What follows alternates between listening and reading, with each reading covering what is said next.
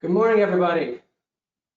Welcome to the Rodman Law Group's COVID-19 question and answer webinar. We are hosting this because Nadav and I wanted to do something to try and help people in the face of this pandemic.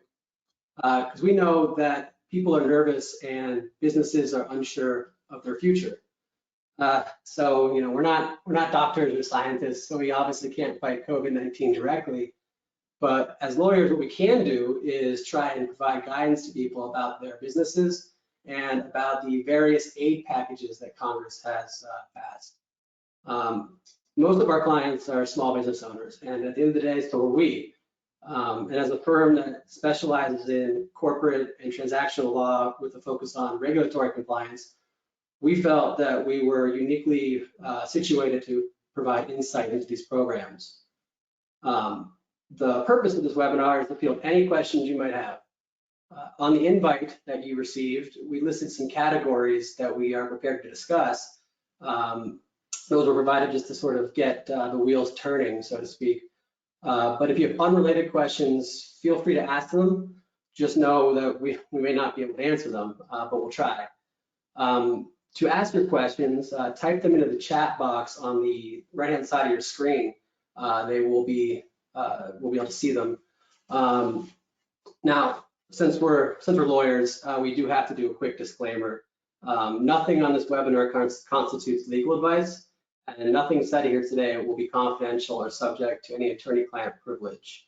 So if you have questions of a private nature, or if you need more tailored guidance, please schedule a meeting with one of the lawyers at the firm.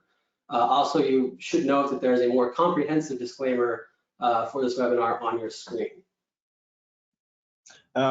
With that, thank you, Dave. And now that we've completed the obligatory disclaimer, we want to open it up to your questions. This is our first webinar, so bear with us as we get through the kinks here.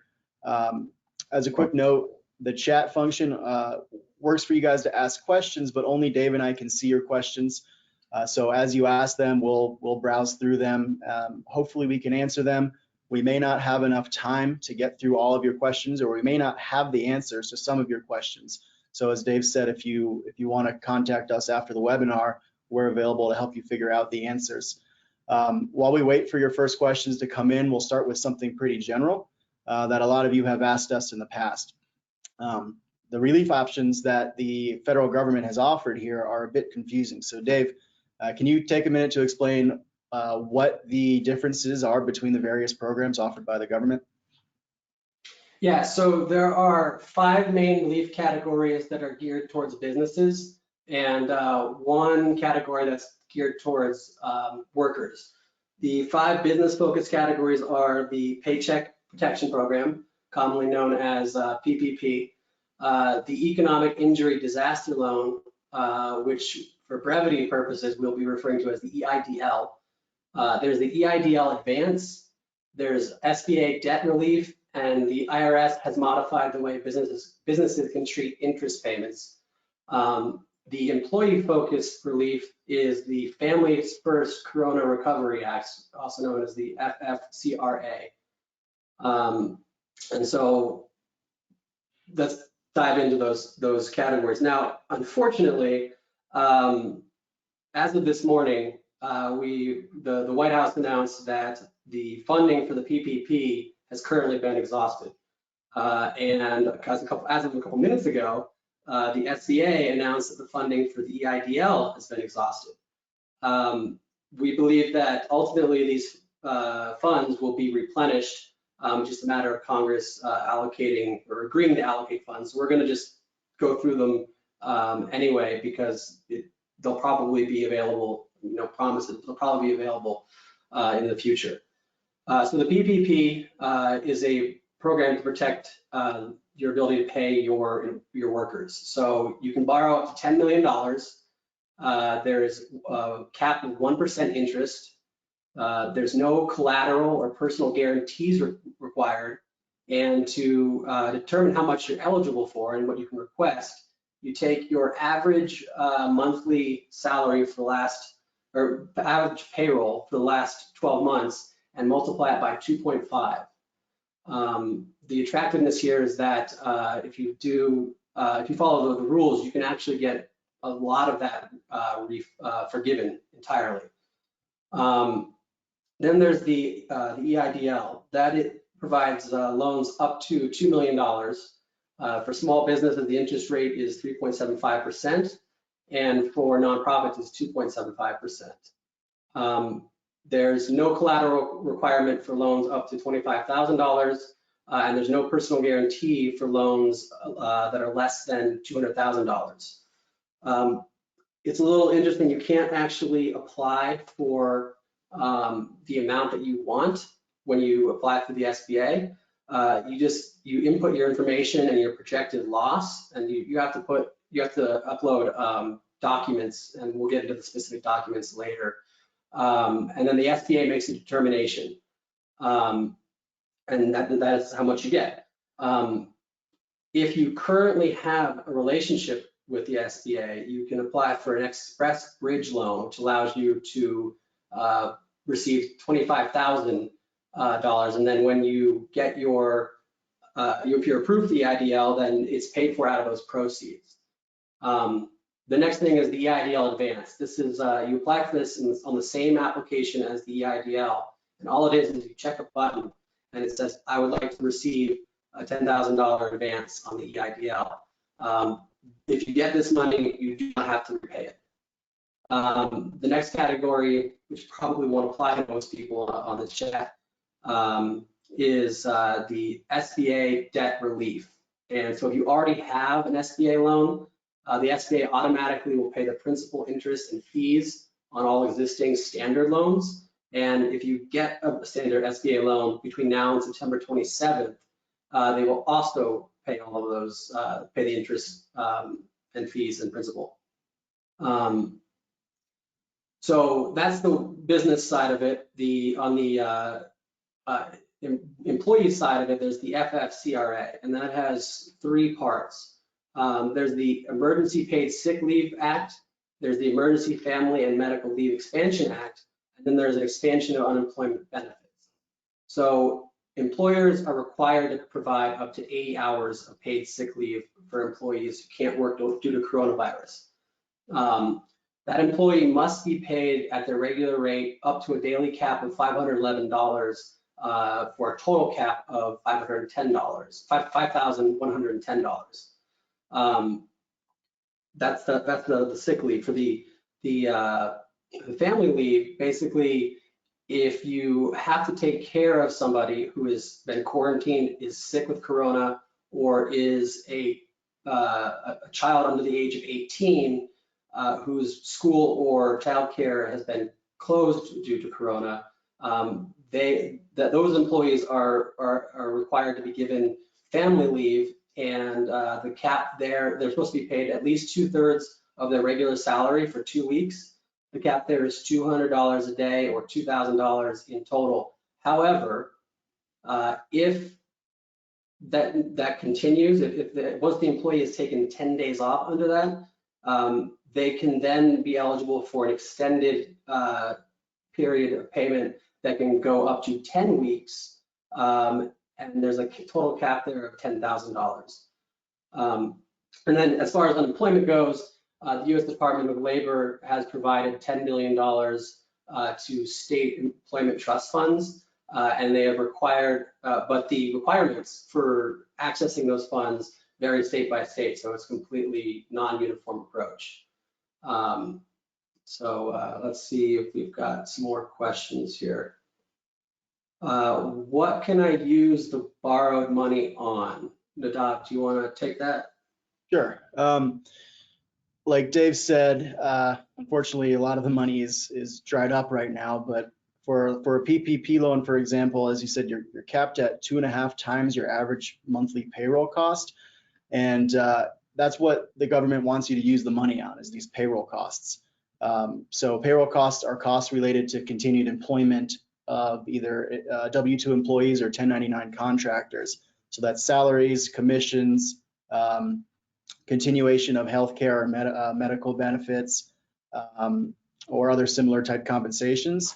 And it also includes interest payments on mortgages if you've incurred those mortgages before February 15th of this year. and then rent obligations and utilities if you've incurred those obligations prior to this year. So, both the PPP and EIDL loan programs, the funds are supposed to be used for operating expenses and primarily geared towards payroll and employee retention.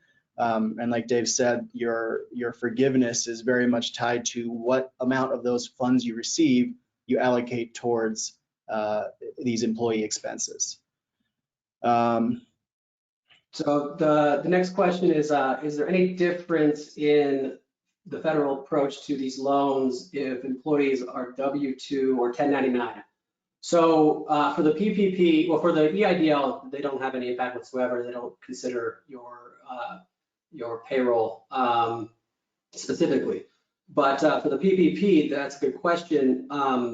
The answer is that the amounts that you pay your employees and the amounts that you pay your independent contractors are treated the same. So when you calculate that monthly payroll, you use both your employees and any amounts that you pay to an independent contractor.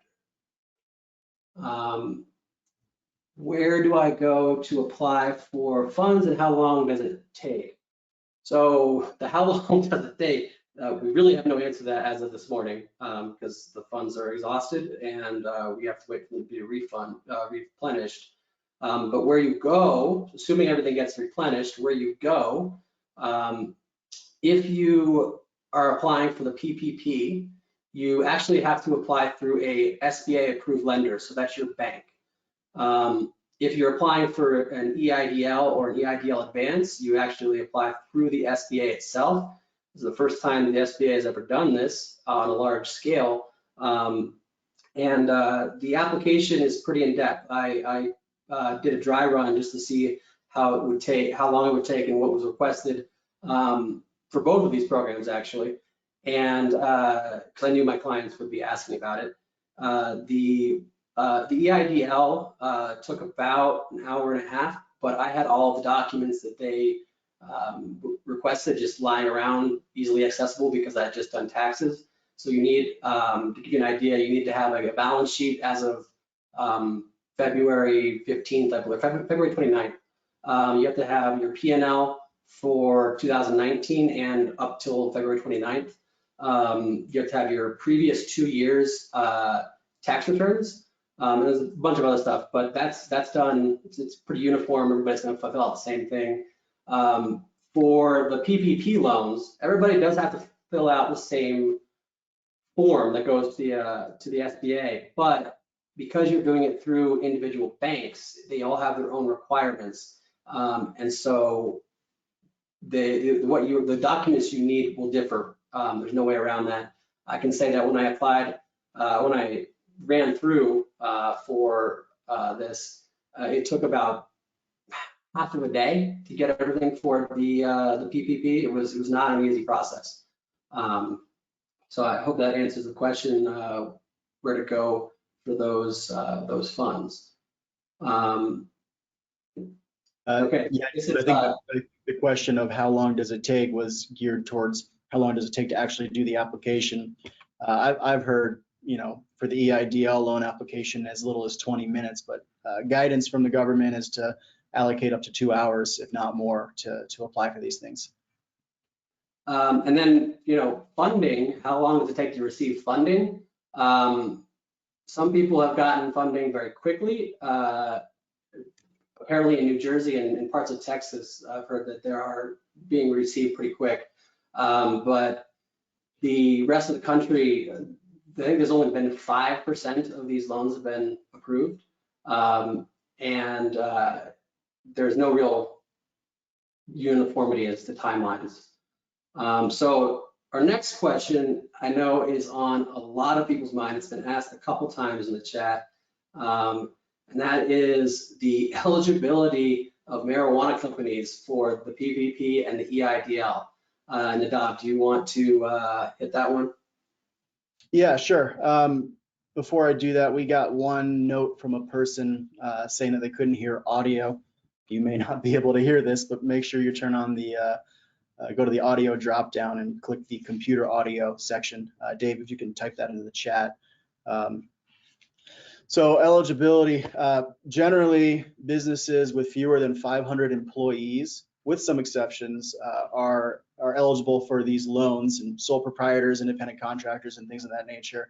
One of the questions we got asked ties right into this.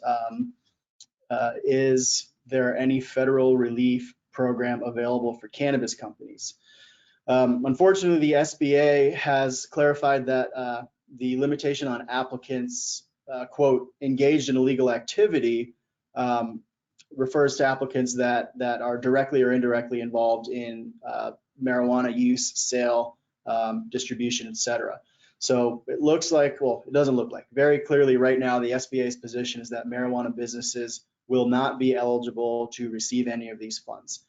There are also concerns that ancillary businesses who apply for these funds, who gather or earn a certain threshold of their gross revenue from contracts with marijuana businesses that directly cultivate, manufacture, or sell marijuana, those ancillary companies would also be ineligible. The SBA's position statement that they put out on April 1st concerning these, the PPP and the EIDL loans is actually pretty draconian in nature. So it is unfortunate to the industry. There are some state programs that are available, which we can talk about in a couple of minutes. But the federal government is not being particularly helpful right now for cannabis companies. Dave, we talked about how long it takes to receive funds. Do you have anything else you want to add there? No, I think the answer is if you haven't gotten your applications in, well, first of all, you can't with the SBA's websites, that you can't do that until they reopen it. But if your bank is allowing you to submit applications, definitely do it if you need it, because it's going to be a first come, first serve when it's back online. If you've already got it, in, then just sit tight and hopefully you'll get allocated some money. There's nothing else that we can say about it. Okay, so the next question we have is, will dispensaries close? Nadav, do you want to take that? Yeah, I'll field that. The short answer is no, we don't believe that dispensaries will close.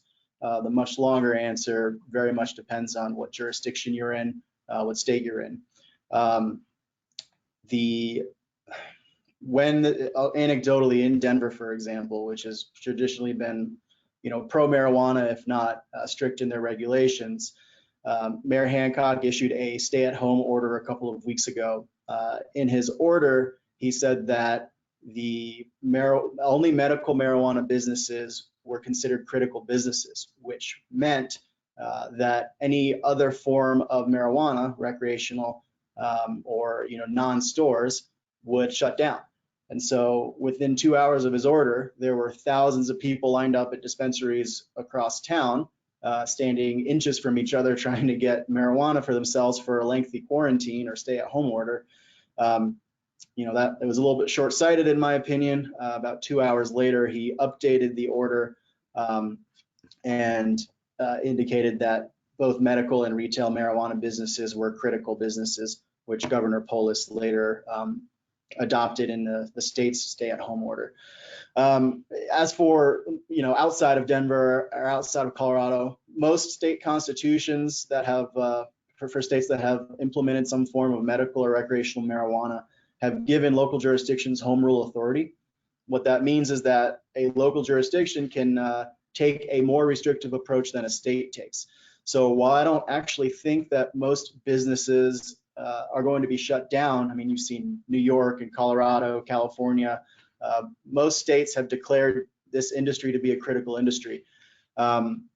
But there are some jurisdictions that are taking a more restrictive approach. One jurisdiction in Colorado, I won't call out by name, I spoke to their attorney about a week ago, and they said, if we feel that it is unsafe to allow these businesses to stay open because the businesses can't practice social distancing requirements, or because we're concerned about contributing to the pandemic, that jurisdiction has already considered shutting down businesses, which would lead to a potential legal battle between businesses in that jurisdiction and the city itself.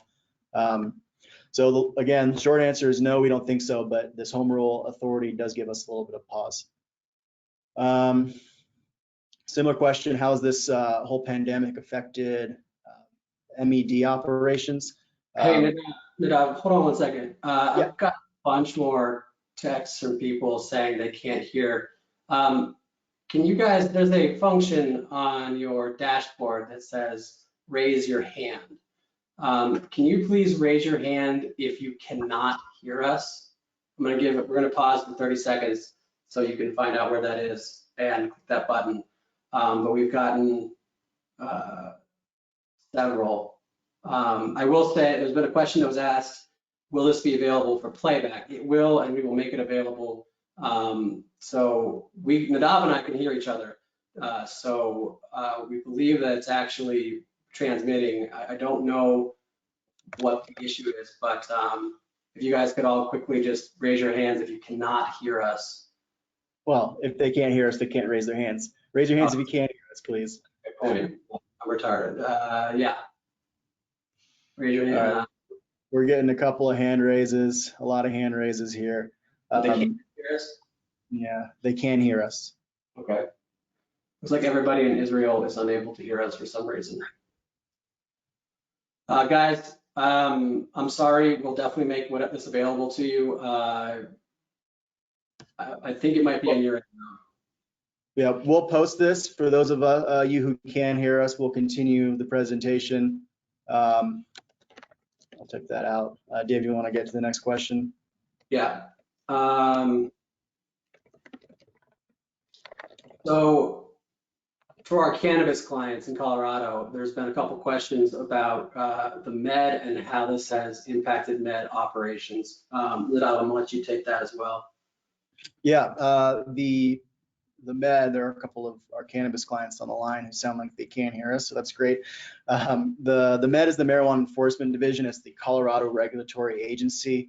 You know, we could talk a little bit about some other states, but we're primarily deal with Colorado for some of these cannabis businesses. The med has been incredibly helpful, which is, you know, very much to their credit.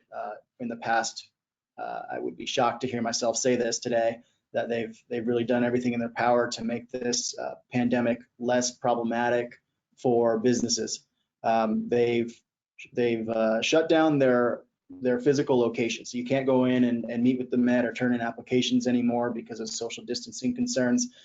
But they do have mail-in applications, and they've actually implemented like credit card processing capabilities, which has never happened in the past. So instead of having to show up and turn in applications, you can mail them in with a credit card authorization form or a check.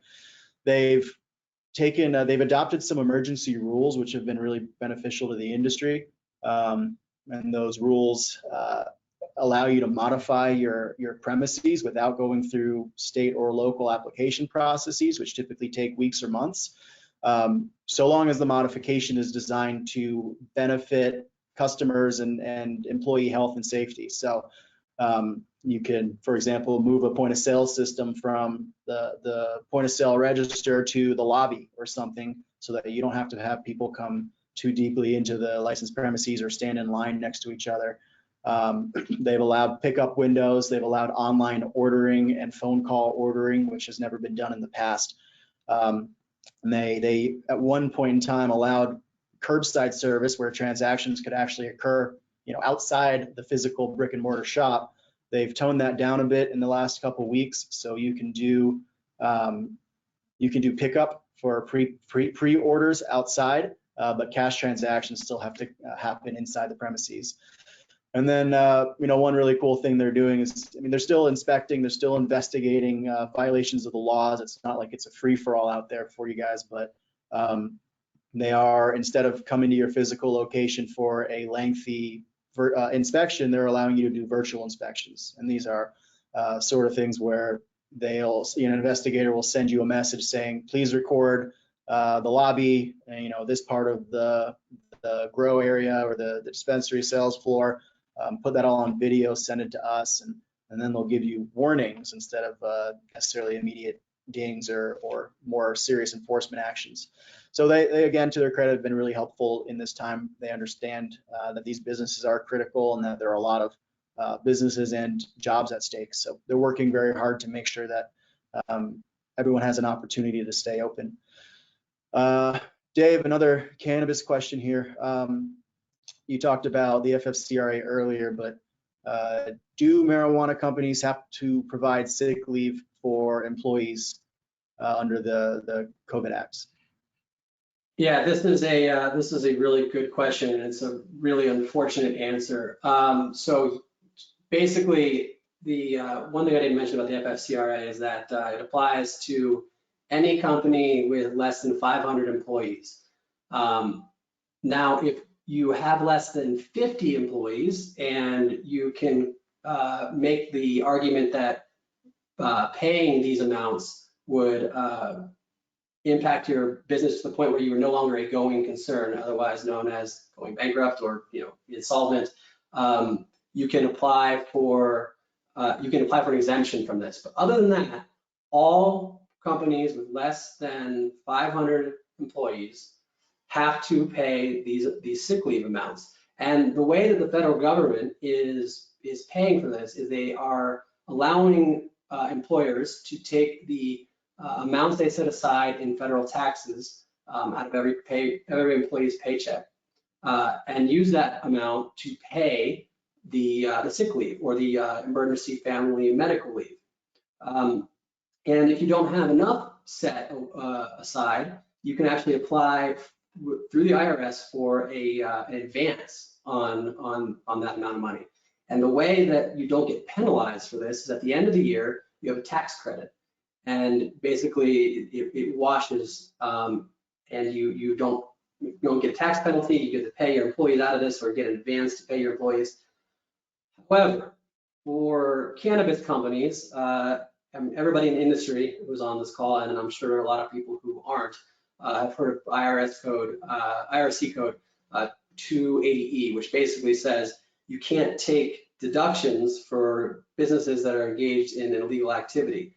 What it also says, and most people forget, is that it also says you cannot take any tax credits.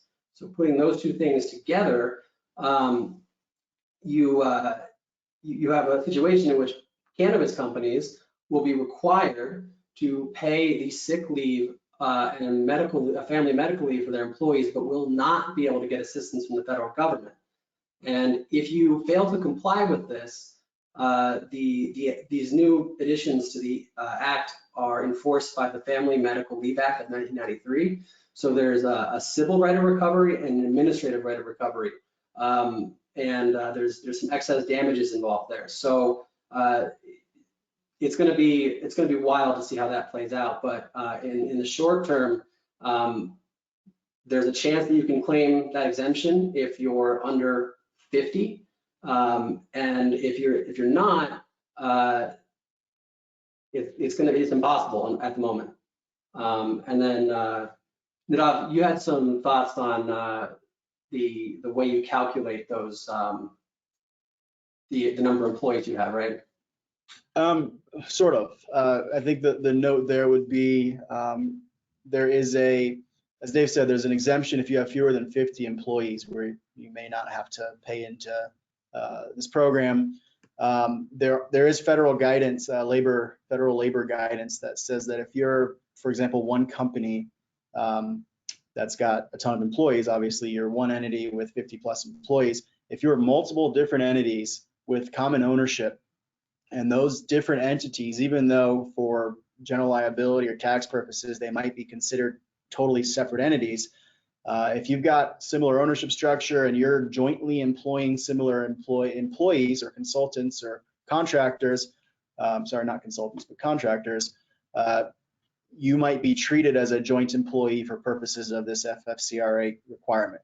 So if you're one company, or if you're a dozen different companies, but it's the same ownership and you share employees, you need to look into that guidance or talk to us and figure out whether or not it applies to you. Again, that's only if you've got more than 50 employees or 50 or more employees across all of your various entities. But it is a concern for some of the larger players in this industry, really across the country. Okay, we have a question about delivery status. Some states have allowed delivery already.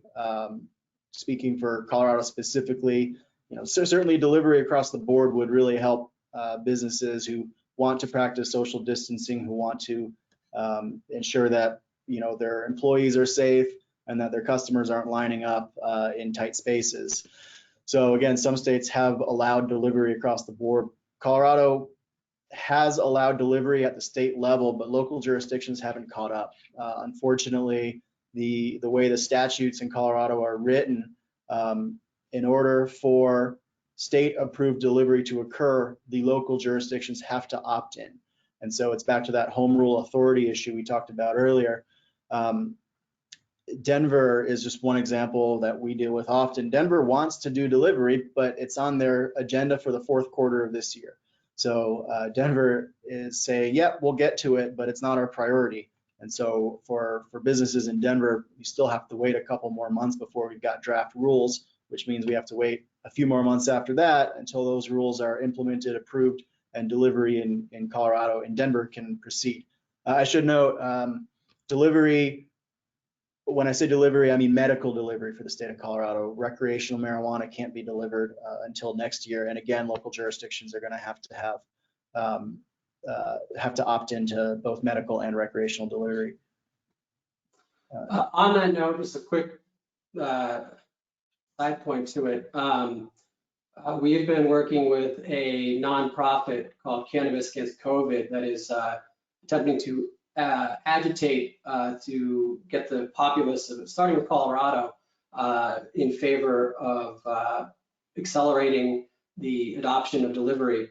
And we'll have more information on that as that continues. But it seems like it's got a lot of momentum, and there's no better way to change local jurisdiction politics than to get the citizens amped up about something. So that is a real potential, but it'll run into some pretty significant headwinds, both from just how long it can take local jurisdictions to do stuff, and the fact that COVID is making everything slower, and that the priorities of the legislators and the administrators are going to be on probably some more significant issues. But there's a real chance that this might speed that along. Getting back to the FFCRA for a second, somebody asked us, do you have to pay both sick leave and family leave? The answer to that appears to be yes. No if they're concurrent, but if you had an employee who was sick and had COVID, and then you had an employee who's, kid, they take the full 2 weeks, and you have the kid who, can't go to school, then they would then be eligible for the family leave. So the answer to that appears to be yes. I'm sure it'll be litigated at some point, but as of now, that's the answer. So Nadav, people have been asking if there's any Colorado or state-specific relief funds. Yeah, there are some state-specific relief funds. That goes back to one of the first questions about, what federal programs are available for cannabis businesses.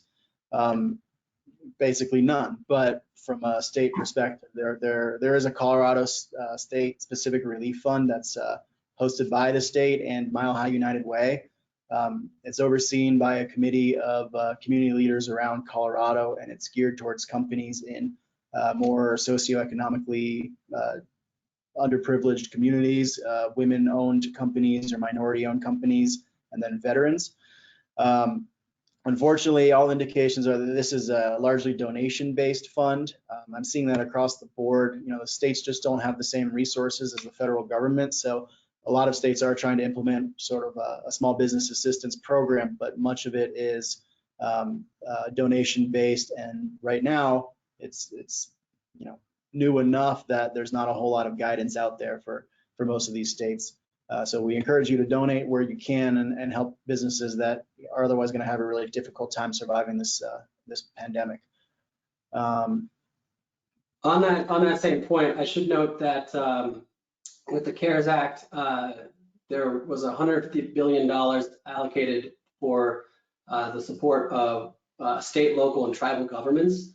And so there's been some thought in the industry, the cannabis industry, that since there is nothing in the legislation that restricts how the states can use those funds, it is a potential that those funds could be made available by the state to help the cannabis industry, whether that's through relief funds, the equivalent of the FFCRA's tax credits, or the equivalent of the SBA's loan guarantees. That's obviously going to be a hot button issue. We'll be following it very closely, but preliminarily, from a strict legal standpoint, it seems like it could be a real potential. All right. Dave, should we get into some of the individual questions? Yeah. Yeah. Well, so just another question that's on here is, can I file for unemployment as a 1099 contractor? Up until the pandemic, the answer to that has always been no. But with the CARES Act, for the first time ever, independent contractors can file for unemployment benefits. You have to meet some qualifications. You have to be diagnosed with COVID or experiencing symptoms or seeking a diagnosis. Or a member of your household that can be diagnosed with COVID, or you could be providing care to somebody with COVID. Then the next sort of questions I can kind of see as being added here is if you can file for this stuff if you own your own business, if your business has been affected by the mandatory shutdown. The answer to that is also yes.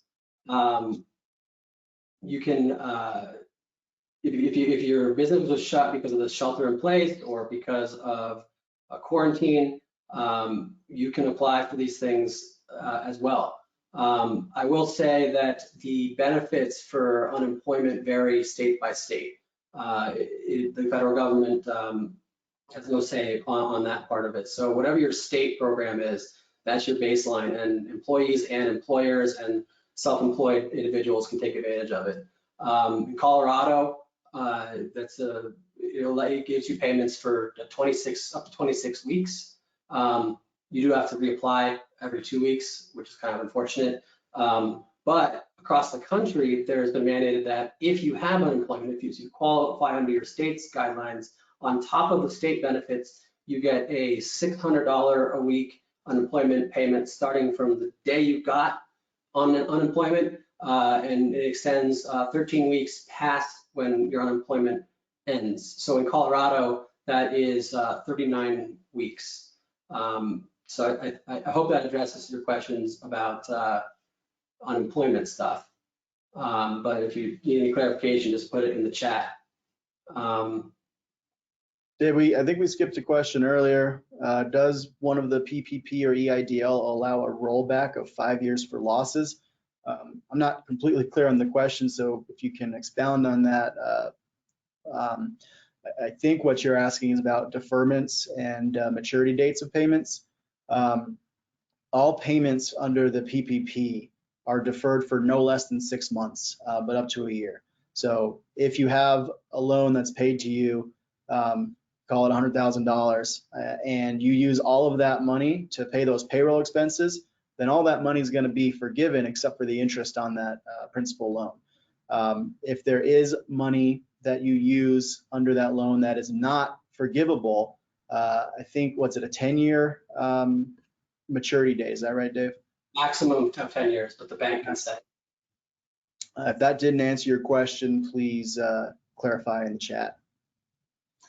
Another one. Sorry, go ahead, Dave. Somebody asked about the change from the IRS, which we haven't really addressed. There's not much to address, but it's basically for the 2020 and 2021 tax years, the cap on interest that you can deduct, and this does not apply to cannabis companies, sorry. The cap on interest that you can deduct was 30%.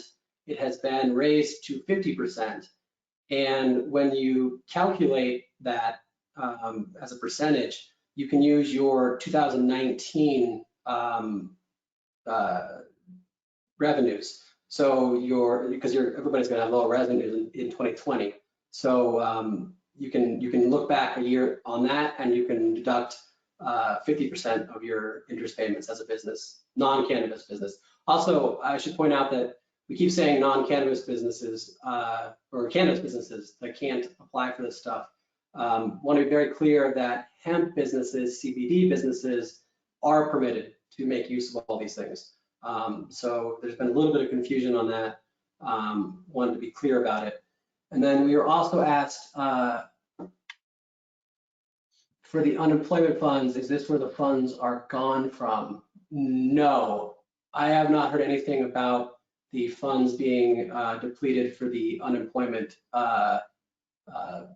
benefits, or unemployment amounts that were given directly to the states. We're not talking about stimulus. We're not talking about any of the other programs, but from the $150 billion that was given to the states as part of that $600 additional unemployment benefit, I don't believe that has been exhausted at this time. But just to add to that, I read this morning, as of this morning, there are more than 22 million unemployment claims in the country. Certain states' websites can't handle the traffic. Colorado's website was all but shut down last week. Florida's website is not even designed to increase, to yield true unemployment numbers. So there are some real issues with stimulus and unemployment going on right now, but we're happy to field questions like that. But the point of the webinar was more geared towards small businesses. But yeah, money is not as available as it ought to be for both businesses and individual, and it's very unfortunate right now. Dave, someone asked about insurance. Can you file a claim with your insurance company? That is a really, really good question, and it's actually a hot button issue in the insurance industry and the associated legal industry. So let me caveat this by saying this is a highly fact-intensive analysis, and it's going to really come down to what your insurance policy actually says. But there have been enough reports that insurance companies are pressuring insurance brokers and agents to basically convince, pressure, whatever you want to call it, the insureds that they can't get anything out of this. So much so that there are class action lawsuits that have already been started. Where this gets really, really interesting, though, is when you actually look at what most insurance companies, general liability companies' policies cover. There are some good arguments to be made that you can get some recovery. And so what I mean by that is, well, first of all, there's two separate things we can talk about. There's the general liability and the property damage avenue, and then there's the business interruption avenue. The business interruption avenue, it usually is its own provision. You see there's its own provision within your general liability, or it's its own policy. And if your business has been interrupted by a civil or military authority, generally you would be able to collect payment on that, and it should pay you as you were closed. A lot of them do have pandemic exclusions, but given the way that this is operating, that this particular disease is operating, and I'll get to this under the destruction of property analysis as well, a lot of really well-reasoned legal thought based on a lot of extensive case law over the past 50 years would say that you can recover. The destruction of property argument for just a regular general liability policy is actually quite interesting. The argument is, and I believe there's been 10 lawsuits filed by insureds on this exact issue. They're claiming that because COVID has been shown to survive on surfaces for up to 21 days, I believe, they are making the argument that it's a structural damage to their property that is prohibiting them from doing business. Added to the fact that a lot of the governors that have declared states of emergency have used the words structural damages, whether that structural damage by COVID, whether that's intentional or not. It seems very likely that a lot of these policies will be required to pay out. Like I said, there's been a lot of suppression of this information from insurance companies because they don't want you to know this. So what we would say is look at your policy, look at your exclusions. There's been several cases where, so far, I mean, these only started in early March, but there's been several cases where an insured has made a claim. The insurance company has said, no, there's a virus exclusion, and then the insured has come back, or the insured attorney has come back and said, well, these exclusions, so the virus exclusion means it's excluded from the policy, but an amendment to an insurance contract is called an exclusion. And so when in this case, the attorney came back to the insurance company and says, your subsequent exclusion actually modified that section of your contract. It no longer excludes viruses. And those claims have been processed or are in litigation right now.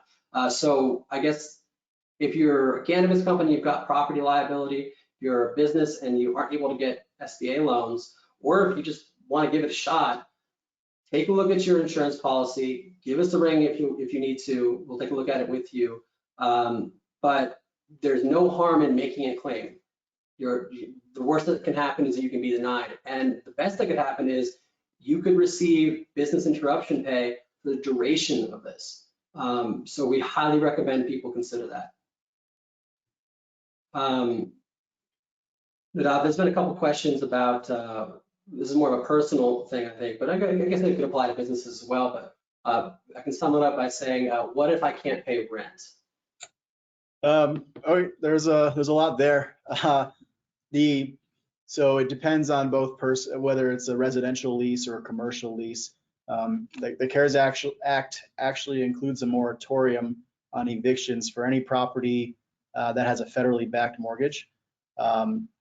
So that doesn't unfortunately impact evictions that are currently pending or were pending before the CARES Act passed. So if you're dealing with an eviction from a few months ago, you're probably SOL. But if you have a federally backed mortgage, you can't actually be foreclosed upon or evicted for a short term at least. The rest of that answer as to what if I can't pay rent is very specific to state and local jurisdictions. Some states have taken action mostly through executive orders by the governors. For example, New York entirely banned foreclosures and evictions for both residential and commercial properties by an executive order for a period of 90 days. But that started on March 7th when the order came into effect. Other states like Illinois, for example, have banned residential evictions, but haven't impacted commercial. For Colorado clients who are on this webinar, Governor Polis has discouraged evictions and has asked landlords to work with renters, both commercial and residential. But he's so far not done anything in terms of issuing an executive order or banning evictions statewide. He's actually said the opposite. He says he lacks the power to freeze rent payments and interfere with housing or commercial contracts.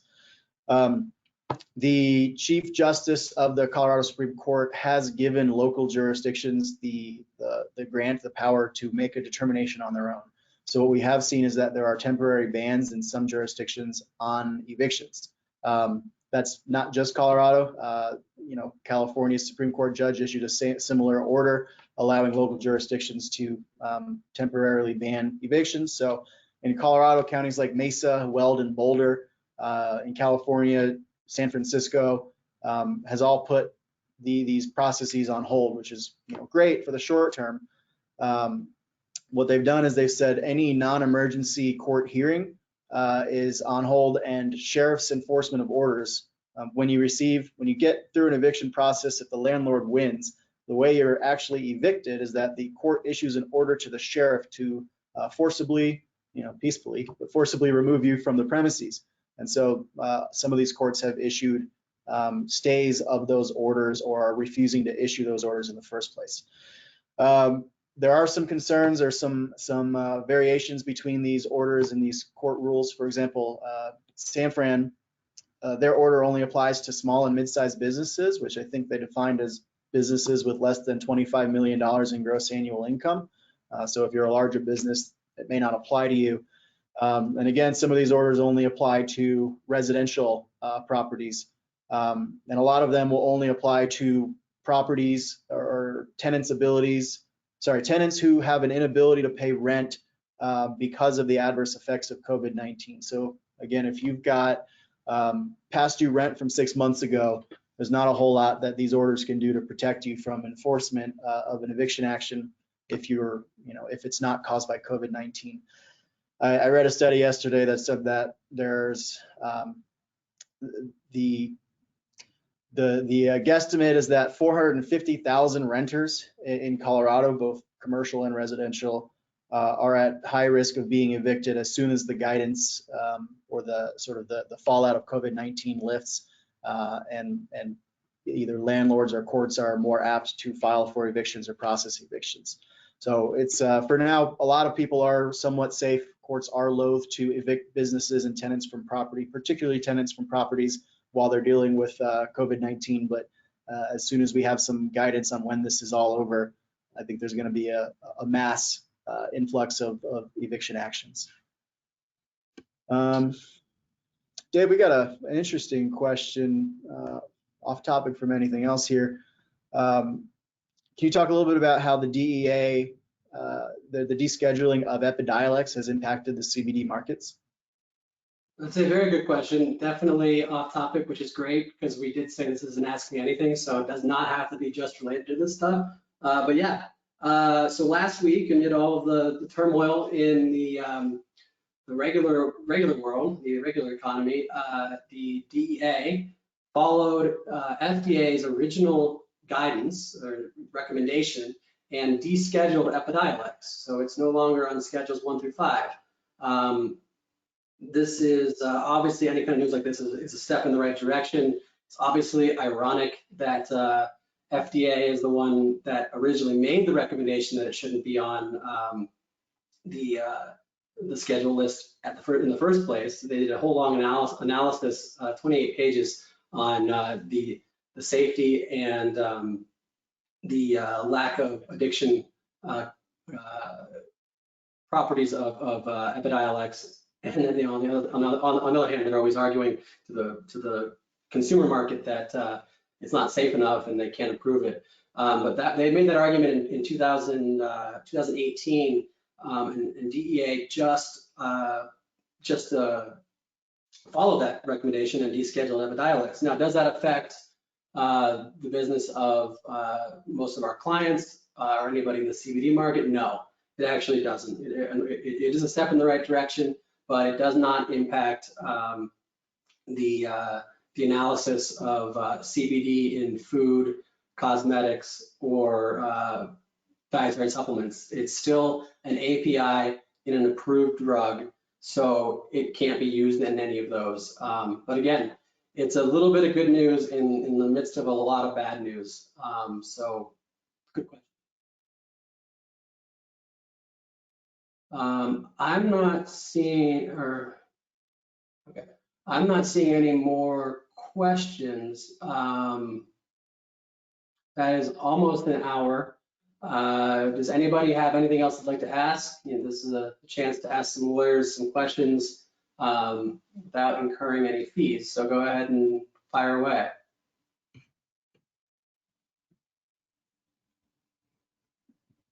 Okay. Looks like we answered everybody's questions. So I'd like to say, guys, thank you for joining. We apologize for any audio issues. We're not sure what happened there. We will make this webinar available on our website. I know that Nadav and I could hear each other. I think most people could hear what we were saying, but we'll make it available. We appreciate everybody who took the time to come and listen to us, and give us a call if you have any further questions. Hi, Mom. Thank you everyone for attending. We really appreciate it. I hope you all have nice days. Bye, everybody.